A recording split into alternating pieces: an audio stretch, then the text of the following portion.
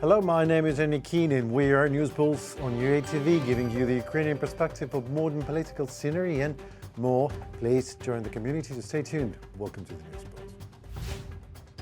Trump, Putin, Alaska and controversy. Will it meeting in the US help to end the war? Ukrainian drones keep on paying fiery visits to Russian military facilities. NATO send more arms to Ukraine. US President Donald Trump has made a fresh series of quite controversial remarks about his upcoming meeting with Russian dictator Vladimir Putin, the war in Ukraine and the prospects for ending it, and the ways Trump thinks this will happen.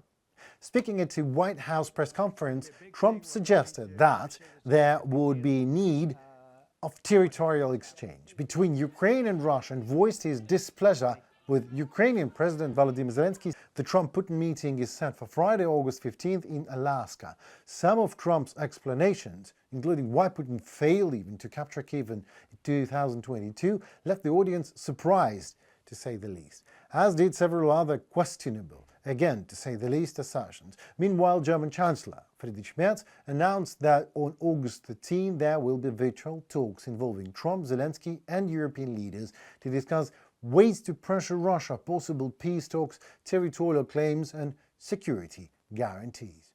I expect to have a meeting with Putin that I think it'll be good, but it might be bad. And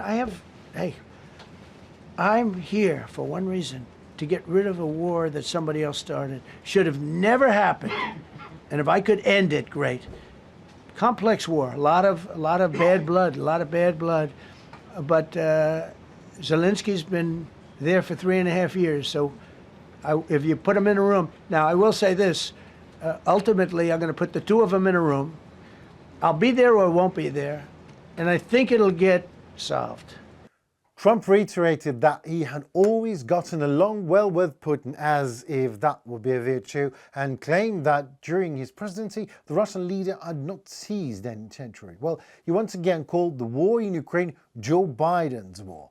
He also revealed he had consulted a very smart man, Hungarian Prime Minister Viktor Orban, and known Putin ally about the war.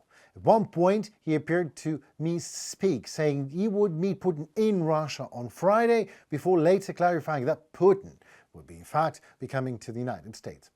"I'll meet with Putin and tell him he has to end this war," Trump said, adding he would know within 2 minutes whether a deal was possible. He admitted, however, the meeting could be just an exploratory discussion.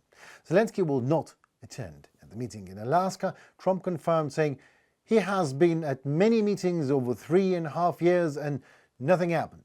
I'll be calling the European leaders. I'm going with totally, we have a lot of talks. They're great people. They're great leaders, actually, and they want to get back. Honestly, as one of them said, I've OD'd on trying to settle Ukraine. They've OD'd, meaning they've overdosed on the settlement of Ukraine. Not a nice expression, but boy, is it accurate. They're tired of it. They want to get back to spending money on their country. So I'm talking to the European leaders. I'll be talking to President Zelenskyy. I'm going to get everybody's ideas. I go into that thing fully loaded right up there, and we're going to see what happens. Now, the leaders of the European Union, 26 of them, except Orban, of course, have presented a declaration of support for Ukraine ahead of the Trump meeting in Alaska. This is evidenced by the text of the statement of the leaders of the European Union approved late in the evening of August 11th. European Pravda media reports on that.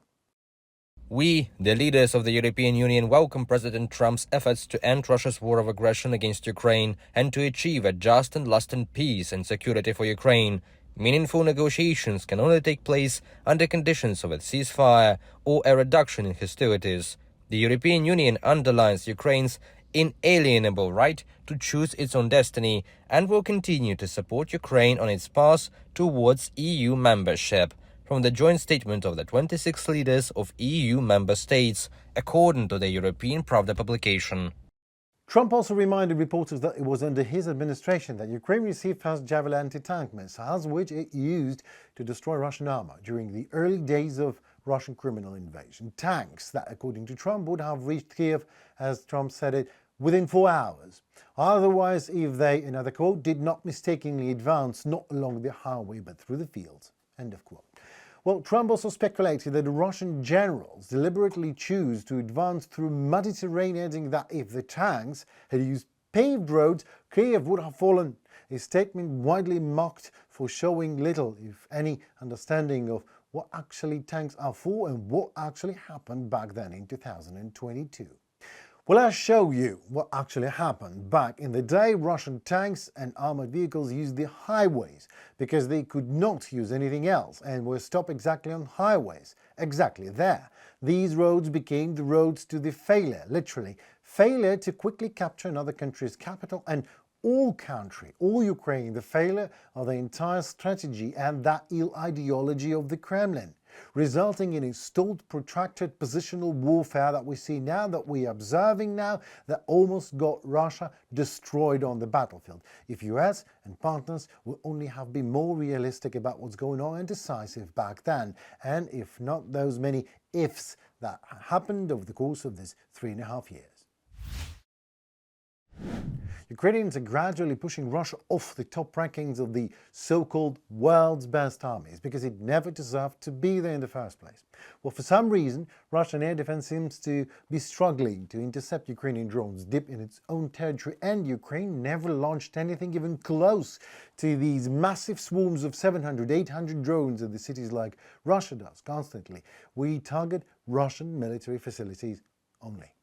Air raid sirens became a fitting tune in the Republic of Tatarstan by now. Drones were flying there on the morning of August 12th, and something surely was set ablaze. That same night, Ukrainian drones targeted the monocrystal plant in Stavropol, one of the world's leading producers of synthetic corundum for the optical electronics industry. The sapphire produced there is widely used in sniper scopes, in sights, thermal imaging systems, lasers as nose cones of missiles and drones. Drones operated by Ukraine's military intelligence also targeted the only helium plant in Russia used for missile production, the OHP, Orenburg helium plant, a key asset in Russia's military-industrial complex. That, frankly, seems to be ablaze more often than it operates normally. Another Russian oil refinery in Saratov, owned by Rosneft Corporation, has completely stopped receiving crude oil after it received a drone attack on Sunday, Bloomberg reports. This marks the third refinery hit by a drone this month alone. The Saratov plant has a design capacity of around 140,000 barrels per day. Again, according to Bloomberg, a prolonged shutdown could impact Russia's domestic fuel supply, especially now, during the seasonal peak in demand.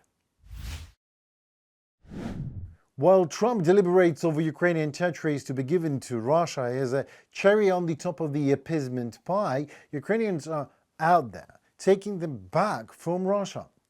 While Putin pretends to extend a hand of peace, it's literally just that. He pretends. The reality gets obvious when you look at the map in enemy troop maneuvering and in the never-stopped continuous brutality also against Ukrainian civilians. It's onwards, while the Kremlin officials are still openly claiming that they will continue killing Ukrainians, and that, I quote, the denazification of Ukraine is only a matter of time. On August 11th, both during the night and throughout the day, Russian forces dropped phosphorus bombs on civilian areas in the town of Belozersky, Donetsk region, while continuing their offensive nearby. And on the morning of August 12th, they shelled residential buildings in Dnipro region with artillery and FPV drones. President Volodymyr Zelenskyy stated in his daily address what Putin is really counting on and what he is truly preparing for. Today, there was also a briefing from intelligence and military command regarding what Putin is counting on and what he is actually preparing for. In particular, this includes military preparations. He is clearly not preparing for a ceasefire or an end to the war. Putin is focused solely on portraying any meeting with the United States as his personal victory, while continuing to act as he always has, applying pressure on Ukraine just as before. There are absolutely no signs that the Russians have received any signals to prepare for a post-war scenario, none so far. On the contrary, they are moving their troops and forces in ways that suggest preparations for new offensive operations. If someone is preparing for peace, they do not act this way. In the lead-up to Ukraine's Independence Day, Russia is trying to show Ukrainians that it still has the power to dictate terms, to control emotions, to disrupt daily life in Ukraine. Putin is inflating his own importance by delaying negotiations, obviously pretending he alone decides when and how this war ends. He also clearly intends to manipulate Trump, to make him an instrument, a tool in his broader power play. But behind all this bolstering, Russia is rotting from within. The drones, the burning factories, the systematic decay all reveals a country cracking at its core. And while Russia tries to look like the master of the game, the truth is you cannot control what you already are losing. It is always good to see the people in the high chairs understand what is actually going on in Ukraine and that you cannot appease a monster, you must pressure him. So NATO sends more arms to Ukraine. Watch the story for you in a reportage. Ukraine has received its first 2 military aid packages from the Netherlands and Scandinavian countries. More deliveries are expected soon, NATO Secretary General Mark Rutte said in an interview with CBS News. He emphasized that U.S. President has initiated the resumption of American arms supplies to Ukraine. Basically, President Trump, as I said, opening the floodgates of lethal military aid into Ukraine again, paid by the Europeans and Canada, which I think is only logical and fair. This initiative complements the existing support Ukraine receives from European countries, including investments in Ukraine's defense industry, Rutte explained. NATO is coordinating arms deliveries through its command in Wiesbaden to ensure Ukraine receives all necessary resources for military operations. NATO allies insist that military aid to Ukraine must continue regardless of the outcome of negotiations in Alaska. In London, with Foreign Minister Lemmy of the United Kingdom, senior officials from NATO and European countries and the European Commission, with the Vice President, to make sure that we are all on the same page.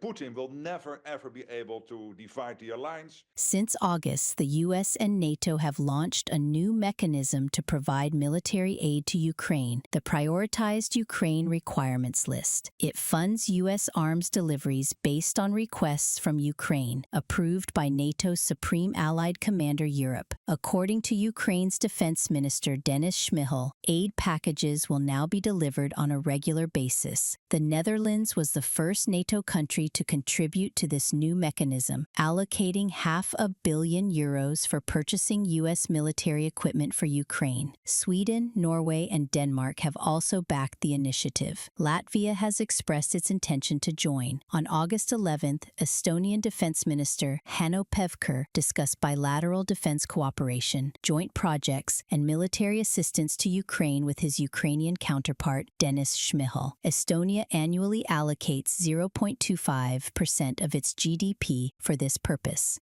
Currently, we see opportunities for closer bilateral cooperation, especially in the defense industry. Several Estonian companies operate in both Estonia and Ukraine, serving as an important bridge between our two countries. Hanno Pevkur, Estonian defense minister, from a statement on the Estonian Ministry of Defense website. In 2025, Sweden allocated $4 billion in military aid to Ukraine. Ukrainian President Volodymyr Zelenskyy discussed future cooperation in the field of combat aviation with Swedish Prime Minister Ulf Kristersson. We discussed our cooperation in developing Ukraine's military aviation. We're currently defining the combat platforms our air fleet will use in the next phases. Volodymyr Zelenskyy, President of Ukraine, on Telegram. German defense company Rheinmetall plans to double the planned capacity of its 155mm artillery shell factory in Ukraine, according to the company's CEO. Once expanded, the plant will produce up to 300,000 shells annually. This move is part of Kyiv's strategy to reduce dependence on foreign supplies and increase domestic defense production capabilities. The Rheinmetall ammunition plant in Ukraine will begin operations in 2026. The company aims to build 3 factories in Ukraine that will remain operational regardless of whether the war ends during construction. Armin Papager, CEO of Rheinmetall, from an interview with German newspaper Handelsblatt.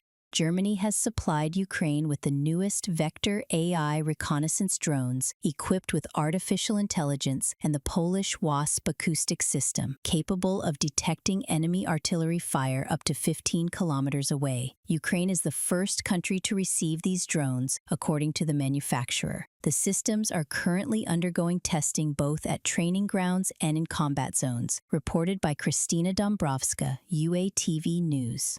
Well, that was it for today. I'm Henry Keane and we're News Pulse at UATV. Thanks for being with us. Your attention means a lot. It helps Ukraine to fight off criminal Russian aggression. Please subscribe to stay updated on Ukrainian perspective of reality of war. Stay tuned and goodbye.